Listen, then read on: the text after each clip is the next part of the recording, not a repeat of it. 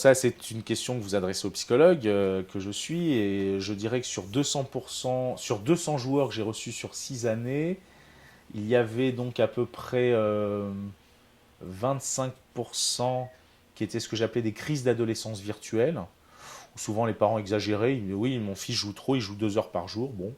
Et c'était une manière de dire merde à ses parents. Donc souvent c'était très peu de séances, et c'était plutôt les parents qu'il fallait aider. La grande majorité, je dirais à peu près autour de 70%, c'était ce que appelais des joueurs excessifs, qui parfois étaient ce qu'on appelle des hardcore gamers. C'est-à-dire des hardcore gamers, pour moi, c'est à peu près la même chose que les cinéphiles à une époque pour le cinéma. Souvent, c'est des gens qui veulent travailler dans le domaine du jeu vidéo, qui vont sur les forums, qui s'intéressent, qui ont une vraie culture, mais qui à un moment veulent connaître ces jeux-là. Après, parce qu'ils sont mineurs, ils vivent chez les parents, hein, parfois même c'est des grands mineurs, on va dire, ou des 18-20 ans, on va dire, et finalement, derrière, il y a une chose un peu plus complexe, et que ces jeux-là vont venir révéler. C'est-à-dire que souvent, j'ai pu remarquer qu'il faut des événements de vie, comme échec scolaire grave, séparation de couple, chômage, qui fait que tout d'un coup, la personne, à un moment, n'ayant plus la force nécessaire de se battre dans la réalité, va trouver dans ces mondes une nouvelle manière de continuer à exister, en ayant des victoires, en ayant, je dirais que, alors que dans la vraie vie, ses parents, l'entourage le considèrent comme un minable, et bien finalement, alors que dans ces mondes-là, au contraire, c'est un super-héros. Je pense que dans ces jeux-là, parfois on est tous un peu des héros en salle d'attente. Alors parfois du psy d'ailleurs.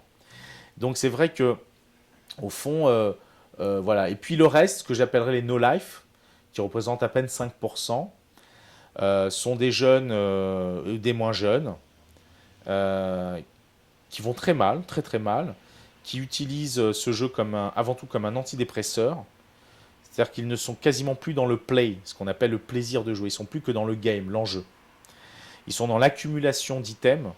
Hein, c'est ça le plus important, ce que moi j'appelle une sorte de boulimie digitale. Hein. C'est-à-dire qu'ils y restent toute l'après-midi. Quand on leur dit mais qu'est-ce que tu fous l'après-midi, faut bien que j'ai suffisamment de pièces d'or ou d'items comme des potions, des fringues ou autres pour pouvoir être plus fort. Mais on voit bien que plus ils sont forts dans ces mondes-là, plus petit à petit, malheureusement, leur corps, la réalité disparaît. Donc nous, on remarque les conduites pathologiques lorsqu'il y a petit à petit une rupture des liens sociaux qui va commencer lorsqu'on vit chez ses parents au repas de 20 heures, hein, jusqu'à la déscolarisation. La rupture avec ses amis, la rupture avec sa copine, etc. etc. Mais c'est des cas très rares. Maintenant, je dirais que j'ai eu dernièrement un patient qui jouait quand même, qui était déscolarisé. Et je lui disais alors, comme ça, avec une forme d'ironie, parce que c'est devenu une insulte, hein, no life à l'école, hein, maintenant, espèce de no life. Je lui dis alors, il paraît que tu es un no life. Il dit non, je suis un yes life. Donc pour lui, c'était ça la vraie vie. C'est-à-dire d'exister dans ces mondes-là. J'ai même entendu parler des RMistes, joueurs de WoW. Hein, c'est-à-dire, bon voilà, pourquoi je chercherais à travailler dans la réalité, puisque maintenant je travaille dans WoW. Donc c'est vrai que c'est très complexe, tout en sachant que, avec beaucoup de collègues, on n'est pas d'accord. Moi, je pense que ça existe, la dépendance. Euh, mais c'est ce qu'on appelle une addiction sans drogue. C'est-à-dire qu'il faut bien comprendre que ces mondes-là, le jeu vidéo n'est pas une drogue, mais c'est un objet de plaisir. Et il y a un psychanalyste qui s'appelle Fénichel qui, en 1946, a inventé le concept d'addiction sans drogue. Ça veut dire que le vin, en soi, n'est pas une drogue. Mais chez certains, le destin va être l'alcoolisme. Il y a comme ça toutes sortes d'objets. Je connais des gens qui sont accros au jogging, c'est connu. Hein. Ils sont encore plus forts parce que vous avez des décharges d'endorphines. Donc vous les voyez, hein, quand ils font leur heure de jogging ou leur ennemi, ils ont la banane, hein, parce qu'ils ont un nombre de morphine dans le corps, c'est incroyable. Donc l'idée c'est que on va trouver dans ces mondes-là, à certains moments de sa vie, une manière d'échapper, évidemment, à la réalité. Mais comme j'ai tenté de vous le dire à travers, par exemple, la question des rituels de passage, un monde plus clair, trouver des choses que la société ne propose plus. Et entre autres, lorsqu'on est un adolescent, la question des parents. Parce que à l'adolescence, les parents, il faut leur rentrer dedans. Ça fait partie de la fameuse crise d'adolescence. Et si les parents ne jouent pas le jeu, c'est-à-dire les parents potes, ouais, je te comprends, je sais que tu as envie de me dire merde.